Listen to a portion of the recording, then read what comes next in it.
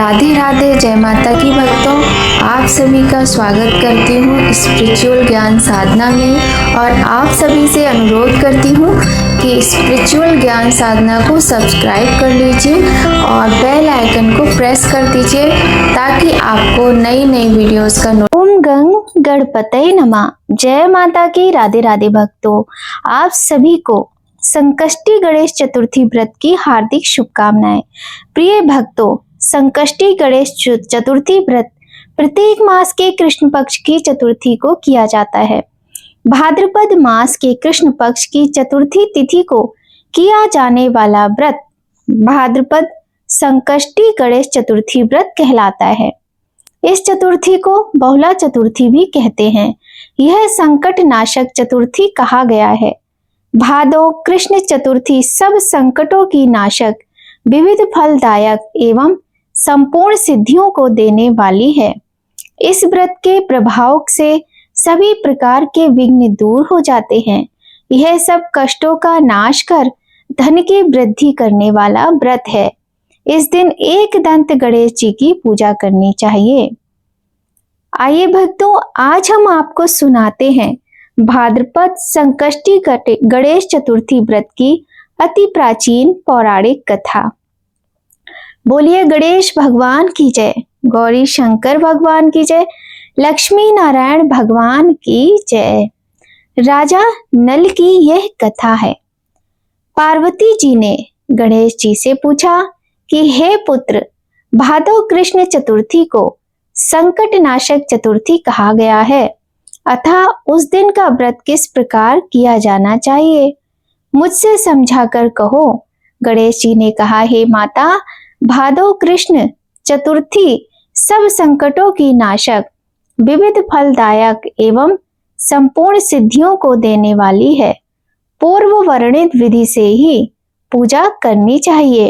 हे पार्वती माता, इस व्रत में आहार संबंधी कुछ विशेषताएं हैं, उन्हें मैं बतला रहा हूँ।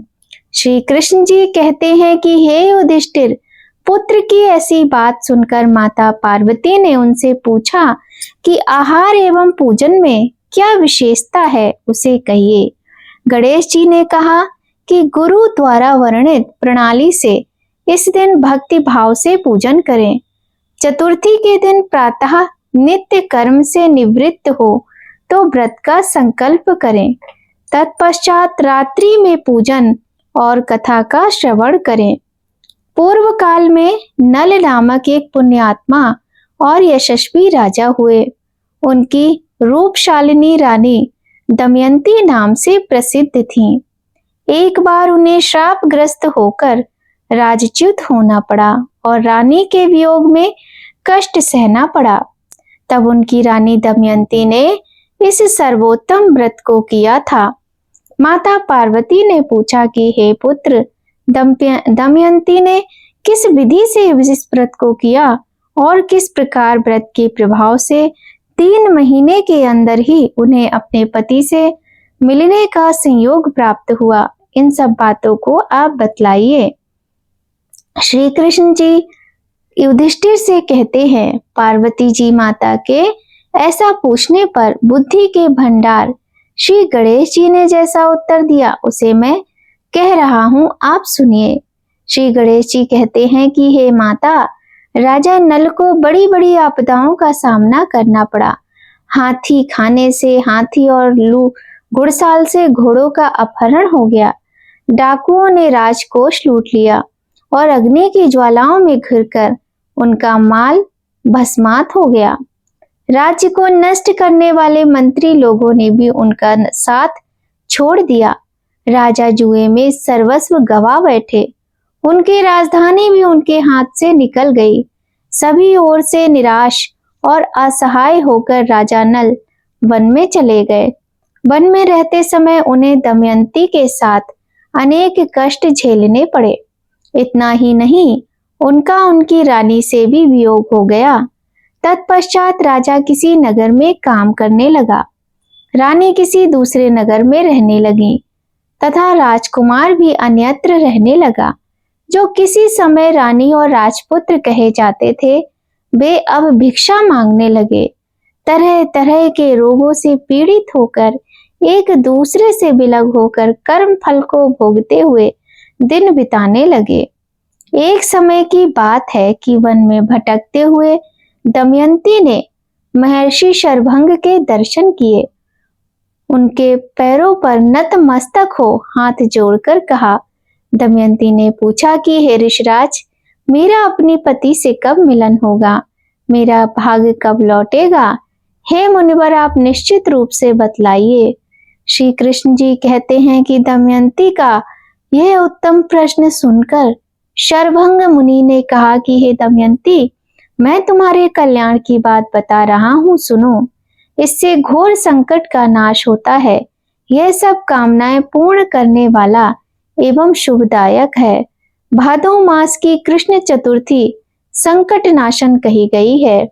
इस दिन नर नारियों को एकदंत गजानन की पूजा करनी चाहिए। विधि पूर्वक व्रत एवं पूजन करने से ही हे रानी, तुम्हारी संपूर्ण इच्छाएं पूरी होंगी। 7 महीने के अंदर ही तुम्हारा तुम्हारे पति से मिलन होगा। यह बात मैं निश्चय पूर्वक कहता हूँ। गणेश जी कहते हैं कि शरभंग मुनि का ऐसा वचन पाकर दमयंती ने भादों की संकट नाशनी चतुर्थी व्रत को प्रारंभ किया और तभी से बराबर प्रतिमास गणेश जी का पूजन करने लगी। 7 ही महीने में हे राजन, इस उत्तम व्रत को करने से उसे पति, राजपुत्र और पूर्वकालीन वैभव आदि की प्राप्ति हो गई। श्री कृष्ण जी कहते हैं कि हे प्रथायुत्र युधिष्ठिर, इसी प्रकार इस व्रत को करने से आपको भी राज्य की प्राप्ति होगी और आपके सभी शत्रुओं का नाश होगा, यह निश्चय है। हे राजन, इस प्रकार मैंने सभी व्रतों में उत्तम व्रत का वर्णन किया। यह सब कष्टों का नाश करता हुआ आपके भाग्य की वृद्धि करेगा। बोलिए गणेश भगवान की जय। एक गांव में एक माँ और बेटा रहते थे। बेटा गाय चराकर अपना घर चलाता था। उसकी माँ चौथ माता का व्रत किया करती थी। भाद्रपद चौथ के दिन वह 5 चूरमे के लड्डू बनाकर, एक लड्डू चौथ माता को, एक गणेश जी को, एक ब्राह्मण को देती, एक अपने बेटे को खिलाती और एक स्वयं खाती थी। एक दिन पड़ोसन ने बुढ़िया के बेटे को सिखा दिया कि तू तो इतनी मेहनत करता है, लेकिन तेरी माँ चूरमा बनाकर खाती है और तुझे सिर्फ एक लड्डू देती है, बाकी ठंडी रोटियां खिलाती है। लड़का पड़ोसन की बातों में आ गया। वह माँ से बोला, माँ, ठंडी रोटी खाकर मेरे से गाय नहीं चराई जाती, तुम चौथ माता का व्रत छोड़ दो। तब माँ बोली, बेटा, मैं तो तेरी सुख शांति के लिए चौथ माता का व्रत करती हूँ, मैं चौथ माता का व्रत करना नहीं छोड़ सकती। तब वह बेटा कहने लगा कि ठीक है, तो मैं विदेश जा रहा हूँ। तब माँ बोली, बेटा, ये चौथ माता के आंखें अपने पास रख ले। आंखें यानी कहानी सुने हुए गेहूं के दाने। यदि तुझ पर कोई संकट आए तो चौथ माता का नाम लेकर इन्हें चारों ओर पूर देना, तेरा सब संकट टल जाएगा। लड़का दूसरे देश जाने लगा। रास्ते में एक नदी आई। कोई रास्ता दिखाई नहीं दे रहा था। तब उसने आंखें हाथ में लेकर चौथ माता गणेश जी का ध्यान किया और चौथ माता की कृपा से नदी के बीच में से रास्ता निकल आया। आगे रास्ते में घना जंगल आया। उसे कोई रास्ता नहीं सूझ रहा था। तब उसने चौथ माता का ध्यान कर आंखें पूर दिए और रास्ता मिल गया। आगे चलकर वह एक नगर में पहुंचा। उस नगर के राजा के यहाँ एक बर्तनों का आव पकता था, जिसमें एक आदमी की बलि देती जाती थी। वह लड़का एक बुढ़िया के घर पहुंचा तो उसने देखा कि बुढ़िया रो रही है। उस लड़के ने पूछा, हे बुढ़िया माई, तुम क्यों रो रही हो? तब बुढ़िया माई बोली, मेरे एक ही बेटा है और कल राजा आव में उसे लगा देगा, उसकी बलि दे देगा। उस लड़के ने कहा, माई घबरा मत, कल तू अपने बेटे की जगह मुझे भेज देना, बस तू मुझे भरपेट भोजन करवा दे। भोजन करवाकर बुढ़िया ने उस लड़के को अपने पुत्र के स्थान पर सुला दिया। राजा के सैनिक आए और उस लड़के को ले जाकर आव में चुनने लगे। तब वह चौथ माता के आंखें अपने चारों ओर पूर कर जल का कलश भर बैठ गया और बोला, हे चौथ माता, हे गणेश जी, मेरा संकट टालना। आव चुनकर आग लगा दी। 1 महीने में पकने वाला आवा 1 ही दिन में पक गया। यह जानकर राजा को आश्चर्य हुआ। वह स्वयं आव देखने आए। राजा ने सैनिकों को कलश उतारने का आदेश दिया। सैनिक कलश उतारने लगे तो अंदर से आवाज आई, बर्तन धीरे उतारना। सभी को आश्चर्य हुआ। राजा ने उस लड़के से पूछा, तुम कौन हो? तुम्हारा जीवन कैसे बचा? तब उसने कहा, मैं वही हूँ जिसको आपने आव में चुनवा दिया था। मेरी माँ चौथ माता का व्रत करती है। चौथ विधायक जी ने मेरी रक्षा की है। तब राजा को विश्वास नहीं हुआ। उसने 2 घोड़े मंगवाए। एक पर खुद बैठा और दूसरे पर जंजीरों से बांधकर उसको बैठा दिया और कहा, यदि तेरी जंजीरें खुलकर मेरे बंध जाएंगी तो मैं चौथ माता को सच्चा मानूंगा। उस लड़के ने श्रद्धा भक्ति से आंखें पूरे कर कहा, हे चौथ माता, आपने अब तक मेरी रक्षा करी, इस बार भी मेरी रक्षा करना। देखते ही देखते लड़के की जंजीरें खुलकर राजा के बंध गईं। राजा ने कहा, तेरी चौथ माता सच्ची है। राजा ने अपनी कन्या का विवाह उस लड़के से कर दिया। बहुत सारी धन संपत्ति देकर विदा किया। जब लड़का गांव के पास पहुंचा तो गांव के लोगों ने कहा, माई, तेरा बेटा बहू आ रहे हैं। बुढ़िया माई की खुशी का ठिकाना नहीं रहा। लड़का माँ के पैरों में गिर गया और बोला, माँ, ये सब तेरी चौथ माता विधायक जी की कृपा से हुए है। ये उन्हीं के व्रत का फल है। इसके बाद उसने सारी नगरी में कहलवा दिया कि सब चौथ विधायक जी का व्रत करेंगे। हो सके तो 12 महीने की नहीं तो 4 बार की व्रत तो सबको अवश्य करना ही चाहिए। हे चौथ माता, जिस प्रकार उस लड़के की रक्षा की वैसे ही सबकी रक्षा करना। बोलिए चौथ माता की जय, गणेश जी भगवान की जय। एक साहूकार के एक बेटा और बहू थे। बेटा व साहूकार के पास पूर्वजों का कमाया हुआ बहुत सारा धन था। दोनों कुछ काम नहीं करते थे। उसी धन संपत्ति से अपनी गुजर बसर कर रहे थे। जब बहू गाय को रोटी देने नीचे जाती तो पड़ोसन पूछती, बहू क्या खाकर आई है? तब वह कहती, ठंडी बासी खाकर आई हूँ। एक दिन साहूकार के बेटे ने यह बात सुन ली और उसने अपनी माँ को सारी बात बताई और पूछा, माँ, तू रोज गरम गरम खाना परोसती है, तब भी तेरी बहू कहती है, जब तेरी पड़ोसन पूछती है कि क्या खाकर आई तो कहती है, ठंडी बासी खाकर आई हूँ। ऐसा क्यों कहती है? तब माँ ने कहा, बेटा, मैं तो चारों थालियां एक समान लगाती हूँ, पर यदि तेरे विश्वास नहीं होता है तो कल अपनी आंखों से देख लेना। दूसरे दिन बेटा तबीयत खराब होने का बहाना कर लेट गया और उसने देखा कि उसकी पत्नी ने खीर खांड का गरम गरम भोजन किया। रोजाना की तरह वह नीचे उतरी। पड़ोसन ने पूछा, बहू क्या खाकर आई है? उसने फिर वही रोजाना वाला उत्तर दिया। तब उसके पति ने उसका हाथ पकड़कर पूछा, अभी तो तुम गरम खाना खाकर आई हो, फिर झूठ क्यों बोला? तब उसकी पत्नी ने कहा, यह धन तो ना आपने कमाया है ना ही आपके पिताजी ने। अगर इसी तरह धन खर्च करते रहे तो एक दिन हम गरीब हो जाएंगे। उसके पति को पत्नी की यह बात बहुत बुरी लगी और वह धन कमाने के लिए विदेश चला गया। उसकी पत्नी 12 महीने की चौथ का व्रत किया करती थी। उसके पति को दूसरे देश में रहते हुए 12 वर्ष बीत गए। तब चौथ माता विधायक जी ने सोचा, अब इसके पति को बुलाना चाहिए, नहीं तो इस कलयुग में कौन हमें मानेगा, कौन पूजेगा। चौथ माता लड़की के सपने में जाकर बोली कि तू घर चला जा, तेरी पत्नी तुझे बहुत याद करती है। तब उसने कहा, हे चौथ माता, मेरा कारोबार फैला हुआ है, इस तरह छोड़कर नहीं जा सकता।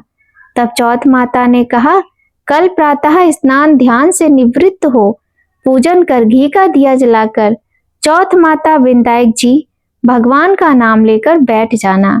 सारा हिसाब हो जाएगा, देने वाले दे जाएंगे, लेने वाले ले जाएंगे। उसने सुबह उठकर वैसा ही किया। उसका सारा कारोबार एक ही दिन में सिमट गया। जब वह घर जा रहा था तो रास्ते में एक सांप चलने के लिए जाता हुआ मिला। उसने सोचा सांप जल जाएगा और उसने सांप को सिसकार दिया। तभी सांप ने कहा, हे पापी दुष्ट, मैं तो अपनी सर्प योनि से मुक्ति के लिए जा रहा हूँ, लेकिन तूने मुझे सिसकार दिया, इसलिए मैं तुझे डसूंगा। तब वह लड़का बोला, हे सर्पराज, तुम मुझे अवश्य डस लेना। बस मैं एक बार अपनी माँ एवं पत्नी से मिलना चाहता हूँ। आप कल रात मुझे डस लेना, मैं आपको वचन देता हूँ। जब पति घर आया तो बहुत उदास था। माँ और पत्नी से मिला और अपने कमरे में जाकर सो गया। पत्नी के पूछने पर उसने सारी घटना बता दी। उसकी पत्नी बहुत चतुर थी। उसने पहले सीढ़ी पर दूध का कटोरा रख दिया, दूसरी पर बालू की मिट्टी बिछा दी और तीसरे पर फूल की पंखुड़ियां बिखेर दी। चौथी पर इत्र छिड़क दिया, पांचवी पर गुलाल बिछा दिया, छठी पर मिठाई रख दी और सातवीं पर सत्तू डाल दिया और अपनी चोटी नीचे लटकाकर कमरे का दरवाजा खुला छोड़कर सो गई।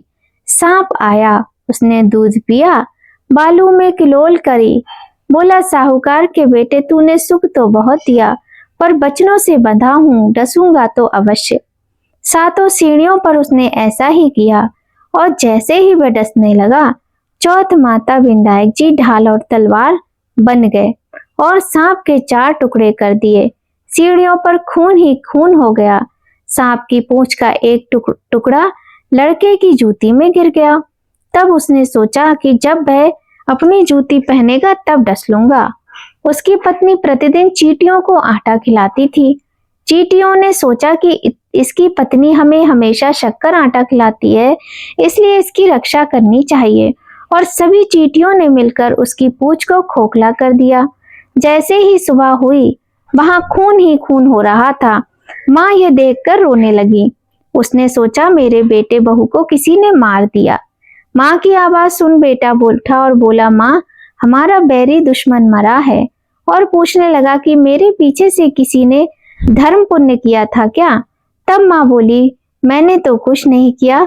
पत्नी से पूछा तो पत्नी ने कहा, मैंने 12 महीने की चौथ माता का व्रत किया था, इसलिए चौथ माता विंदायक जी भगवान ने हमारी रक्षा की है। तब सासू जी बोली, मैंने तो कभी ऐसा कुछ किया ही नहीं, और इसको 4 समय खाना देती थी, तो फिर इसने चौथ का व्रत कैसे किया? तब बहू बोली, एक समय का खाना गाय को खिलाती थी, एक समय का ब्राह्मणी को देती थी, एक समय का जमीन में गाड़ देती थी, और एक समय का चौथ का पूजन कर चांद को अर्घ देकर मैं स्वयं खाती थी। यदि विश्वास नहीं हो तो पूछ लो। जब गाय माता से पूछा तो गाय के मुंह से पलाश के फूल गिरने लगे। ब्राह्मणी से पूछा तो उसने हामी भर दी। जमीन खोद कर देखी तो सोने के चक्र मिले। तब उसने सारी नगरी में कहलवा दिया कि सब कोई चौथ माता का व्रत करे। व्रत करने से अन्न धन लाज लक्ष्मी संतान प्राप्त होती है। जैसी जिसकी मनोकामना होती है, चौथ माता अवश्य पूर्ण करती है। हे चौथ माता, जैसे उसके पति की रक्षा करी, वैसे सबकी रक्षा करना। बोलिए चौथ माता की जय। एक बार एक नगर में एक मालिन रहती थी। उसके पति चल बसे थे। उसका एक 4 साल का पुत्र था। उसकी सास कठोर हृदय की स्त्री थी। वह बहू को बहुत तकलीफ देती थी। एक दिन सास ने बहू और पोते को घर से बाहर निकाल दिया।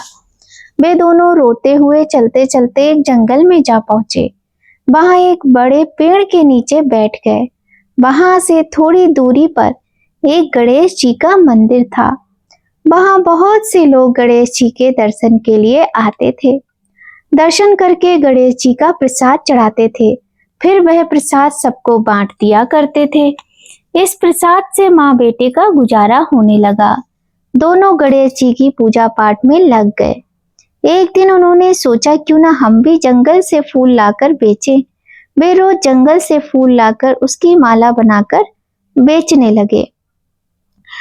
साथ में पूजा की सामग्री और प्रसाद भी बेचने लगे। इससे उनको आमदनी होने लगी। गणेश जी की कृपा से आमदनी बढ़ने लगी और जल्दी ही उन्होंने एक मकान और एक दुकान बना लिया। एक राजा की लड़की मंदिर में रोज पूजा करने आती थी। मालिन के पुत्र को देखकर वह राजकुमारी उस पर मोहित हो गई और उससे विवाह करने की सोचने लगी। उसने अपनी भाभी से अपने मन की बात कही। भाभी अनुभवी थी। उसने कहा, ये तो मालिन का बेटा है और तुम एक राजा की बेटी हो। यदि तुमने इससे विवाह किया तो हम सबकी बहुत ही बेइज्जती होगी। पर राजकुमारी अपनी बात पर अड़ी रही। उसने कहा, मैंने तो प्रतिज्ञा कर ली है कि उसी से विवाह करूंगी। भाभी ने घर जाकर सारी बात राजा को बता दी। राजा ने मना नहीं किया और विवाह के लिए तैयार हो गए। उन्होंने बड़े धूमधाम से बेटी का विवाह मालिन के बेटे के साथ कर दिया। मालिन ने सबसे पहले बेटी बहू को गणेश जी के मंदिर में ले जाकर पूजा पाठ करवाया और गणेश जी का आशीर्वाद दिलवाया। इसके बाद पूरे नगर में ये बात फैल गई कि गणेश जी की पूजा करने से सब दुख दूर हो जाते हैं, सारे कष्ट मिट जाते हैं। ये बात सुनते ही नगर के सभी लोग मंदिर आने लगे। मालिन और उसके बेटे की बिक्री और बढ़ गई। उधर उसकी सास के बुरे दिन आ गए। अन्नदाता उससे रूठ गए और भूखों मरने लगी। एक दिन वह रोती धोती उन्हीं गणेश जी के मंदिर में आ पहुंची। वहां वह मालिन के बेटे से बोली, मैं भूखी हूँ, मुझे रोटी कपड़ा दे देना, इसके बदले में मैं तुम्हारा सारा काम कर दूंगी। लड़के को दया आ गई। उसने उसे काम पर रख लिया। उसने अपनी दादी को नहीं पहचाना।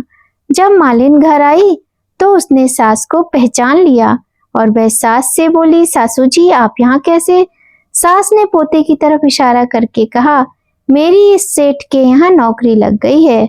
बहू बोली, ये आपका पोता है और ये घर भी आपका ही है, ये दुकान भी आपकी ही है। जब आपने हमें घर से निकाला था तब गणेश जी ने ही हमारी रक्षा की। बहू की बात सुनकर सास बोली, मेरी करनी मैंने भोग ली। बहू बोली, सासू जी अब आप यहीं रहो, पोते का सुख देखो। हे गणेश जी महाराज, जैसा सुख आपने मालिन को दिया वैसा सुख सबको देना। बोलिए गणेश भगवान की जय। प्रिय भक्तों, आज की यह कथा आपको कैसी लगी हमें जरूर बताइएगा। यह थी चौथ माता की कथाएं या फिर कह सकते हैं संकष्टी गणेश चतुर्थी की 4 कथाएं। आपको ये कथाएं यदि अच्छी लगी हो तो वीडियो को लाइक जरूर कीजिएगा। वीडियो को लाइक करके यदि चैनल सब्सक्राइब नहीं किया हो तो वह भी आप सब्सक्राइब कर लीजिएगा। आइए भक्तों, अब हम करते हैं बड़ी ही सुंदर चौथ माता की आरती। ओम जय श्री चौथ माता, बोलो जय श्री चौथ मैया। सच्चे मन से सुमरे सब दुख दूर भैया। ओम जय श्री चौथ मैया। ऊंचे पर्वत मंदिर शोभाति भारी, मैया शोभाति भारी। देखत रूप मनोहर असुरन भयकारी। ओम जय चौथ मैया। ओम जय श्री चौथ मैया। मैया जय श्री चौथ मैया। महासिंगार सुहावन ऊपर छत्र फिरे। सिंह की सवारी सोहे कर में खड्ग धरे। ओम जय श्री चौथ मैया। बाजत नौबत द्वारे हरु मृदंग डमरू। मैया हरु मृदंग डमरू। 64 योगन नाचत नृत्य करत भैरू। ओम जय चौथ मैया। बड़े बड़े बलशाली तेरा ध्यान धरे। ऋषि मुनि नर नेवा। स्वामी मैया ऋषि मुनि नर देवा। चरणों में तेरे आन पड़े करते सत्य सेवा। ओम जय श्री चौथ मैया। चौथ माता की आरती जो कोई जन गावे, मैया प्रेम सहित गावे। बढ़त सुहाग की लाली सुख संपत्ति पावे। ओम जय चौथ मैया की, बोलो जय श्री चौथ मैया। बोलिए चौथ माता की जय। गाइए गणपति जगवंदन, शंकर सुबन भवानी के नंदन। गाइए गणपति जगवंदन, शंकर सुबन भवानी के नंदन। सिद्धि सदन गज बदन विनायक, सिद्धि सदन गज बदन विनायक। कृपा सिंधु सुंदर सब लायक। गाइए गणपति जगवंदन, शंकर सुबन भवानी के नंदन। मोदक प्रिय मुद मंगल दाता, मोदक प्रिय मुद मंगल दाता। विद्या वारिधि बुद्धि विधाता। गाइए गणपति जगवंदन, शंकर सुबन भवानी के नंदन। मांगत तुलसीदास कर जोरे, मांगत तुलसीदास कर जोरे। बसहि राम सिए मानस मोरे। गाइए गणपति जगवंदन, शंकर सुबन भवानी के नंदन।